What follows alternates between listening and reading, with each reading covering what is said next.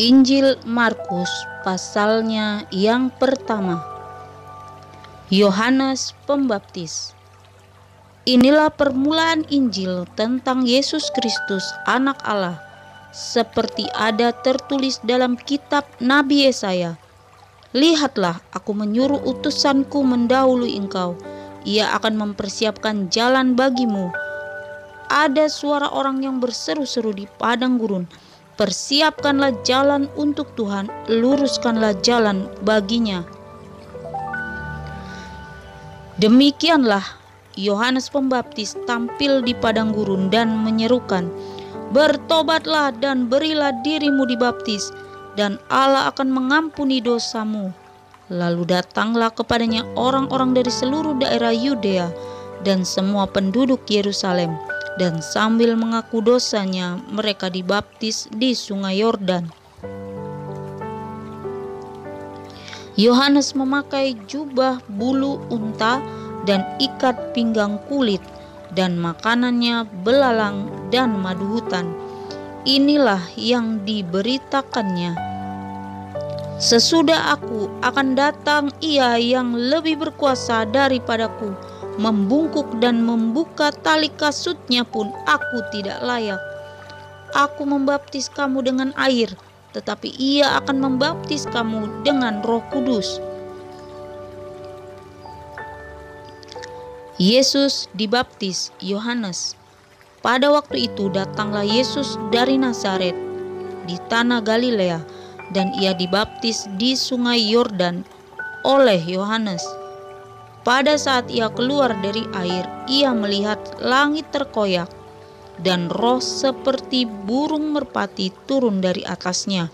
Lalu terdengarlah suara dari sorga, "Engkaulah anakku yang kukasihi, kepadamulah aku berkenan." Pencobaan di padang gurun. Segera sesudah itu roh memimpin dia ke padang gurun. Di padang gurun itu ia tinggal 40 hari lamanya, dicobai oleh iblis. Ia berada di sana di antara binatang-binatang liar, dan malaikat-malaikat melayani dia. Yesus tampil di Galilea. Sesudah Yohanes ditangkap, datanglah Yesus ke Galilea memberitakan Injil Allah. Katanya, "Waktunya telah genap, kerajaan Allah sudah dekat. Bertobatlah dan percayalah kepada Injil." Yesus memanggil murid-murid yang pertama. Ketika Yesus sedang berjalan menyusur danau Galilea, Ia melihat Simon dan Andreas, saudara Simon. Mereka sedang menebarkan jala di danau, sebab mereka penjala ikan. Yesus berkata kepada mereka, "Mari, ikutlah aku, dan kamu akan kujadikan penjala manusia." Lalu mereka pun segera meninggalkan jalannya dan mengikuti Dia. Dan setelah Yesus meneruskan perjalanannya sedikit lagi, dilihatnya Yakobus anak Zebedeus dan Yohanes saudaranya sedang membereskan jala di dalam perahu. Yesus segera memanggil mereka, dan mereka meninggalkan ayahnya Zebedeus di dalam perahu bersama orang-orang upahannya, lalu mengikuti Dia. Yesus dalam rumah ibadat di Kapernaum. Mereka tiba di Kapernaum setelah hari Sabat mulai. Yesus segera masuk ke dalam rumah ibadat dan mengajar. Mereka takjub mendengar pengajarannya, sebab Ia mengajar mereka sebagai orang yang berkuasa, tidak seperti ahli-ahli Taurat. Pada waktu itu, di dalam rumah ibadat itu ada seorang yang kerasukan roh jahat. Orang itu berteriak, "Apa urusanmu dengan kami, hai Yesus orang Nazaret? Engkau datang hendak membinasakan kami? Aku tahu siapa engkau, yang kudus dari Allah."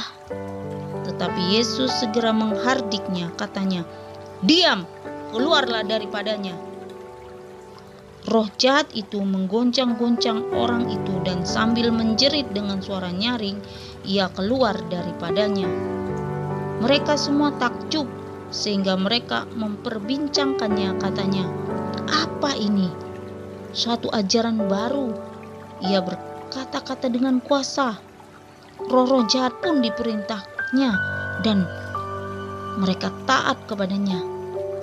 Lalu tersebarlah dengan cepat kabar tentang dia ke segala penjuru di seluruh Galilea.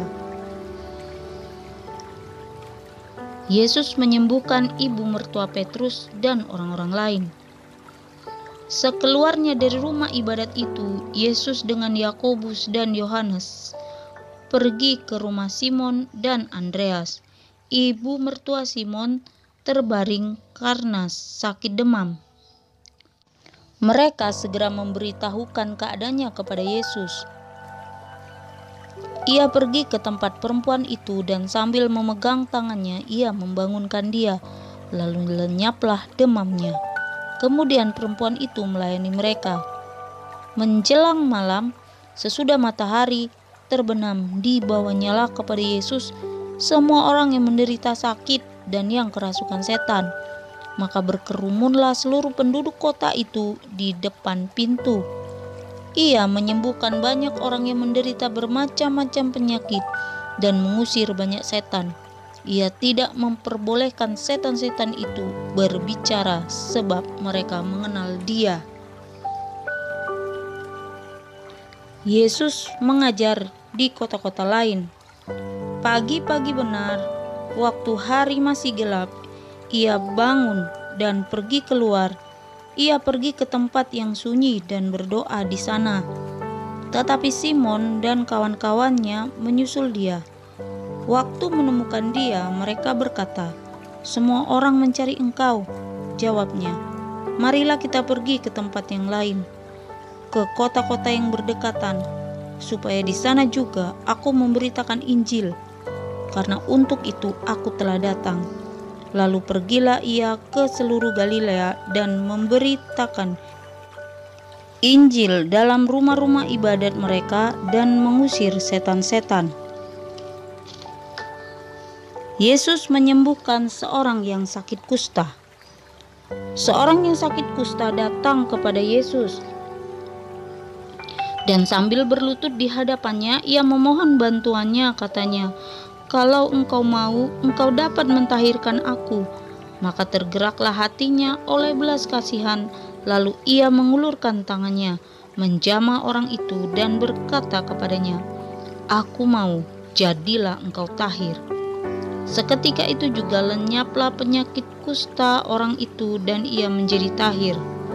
Segera ia menyuruh orang itu pergi dengan peringatan keras, "Ingatlah, janganlah engkau memberitahukan apa-apa tentang hal ini kepada siapapun, tetapi pergilah, perlihatkanlah dirimu kepada imam dan persembahkanlah untuk pentahiranmu persembahan yang diperintahkan oleh Musa sebagai bukti bagi mereka."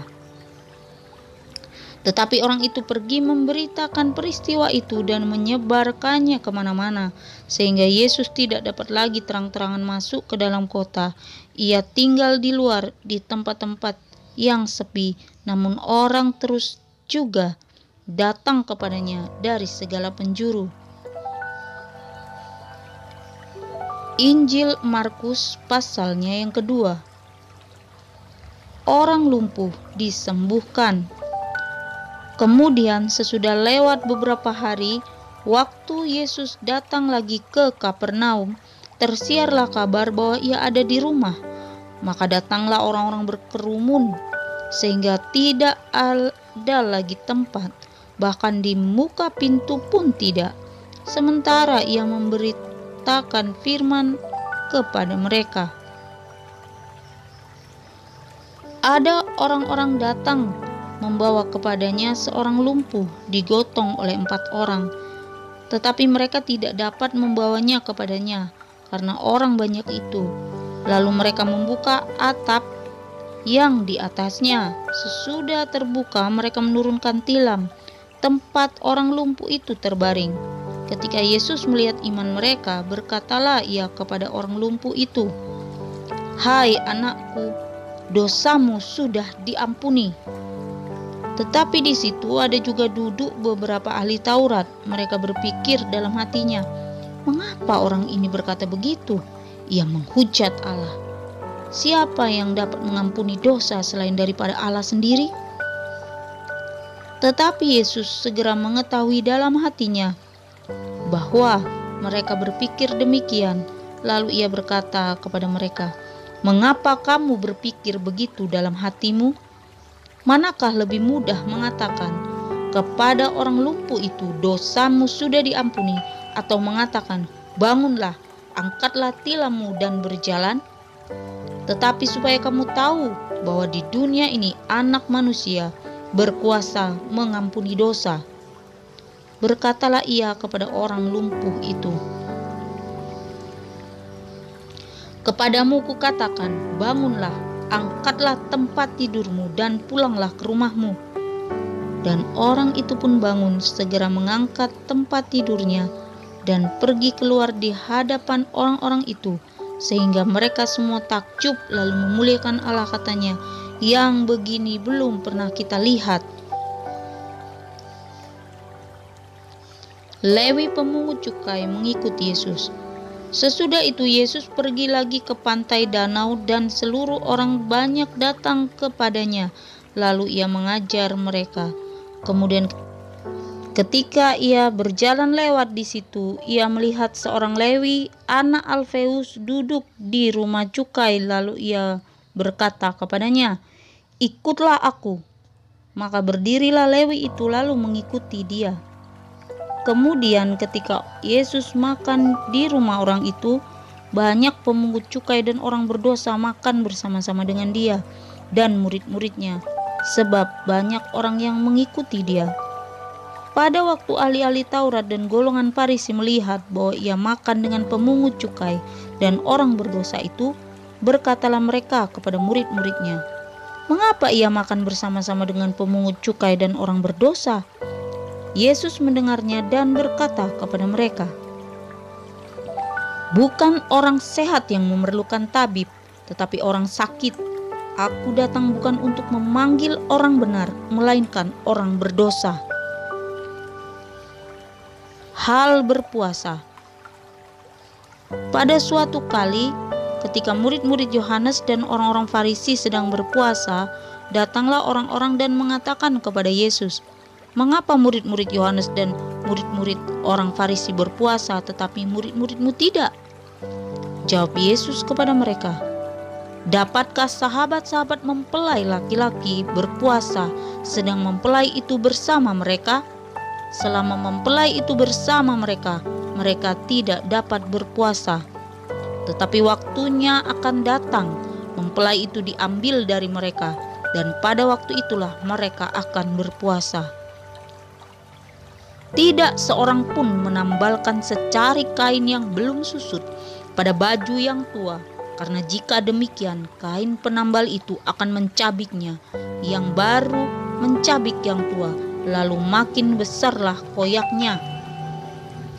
Demikian juga tidak seorang pun mengisikan anggur yang baru ke dalam kantong kulit yang tua, karena jika demikian anggur itu akan mengoyakkan kantong itu, sehingga anggur itu dan kantongnya dua-duanya terbuang.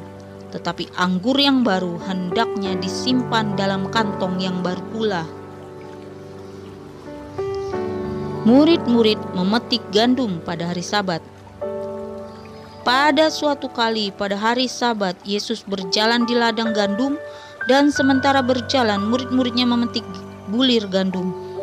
Maka kata orang-orang Farisi kepadanya, "Lihat, mengapa mereka berbuat sesuatu yang tidak diperbolehkan pada hari Sabat?" Jawabnya kepada mereka, "Belum pernahkah kamu baca apa yang dilakukan Daud ketika ia dan mereka yang mengikutinya kekurangan dan kelaparan? Bagaimana ia masuk ke dalam rumah Allah waktu Abiatar menjabat sebagai imam besar, lalu makan roti sajian itu yang tidak boleh dimakan kecuali oleh imam-imam, dan memberinya juga kepada pengikut-pengikutnya. Lalu kata Yesus kepada mereka, hari Sabat diadakan untuk manusia dan bukan manusia untuk hari Sabat. Jadi Anak Manusia adalah juga Tuhan atas hari Sabat.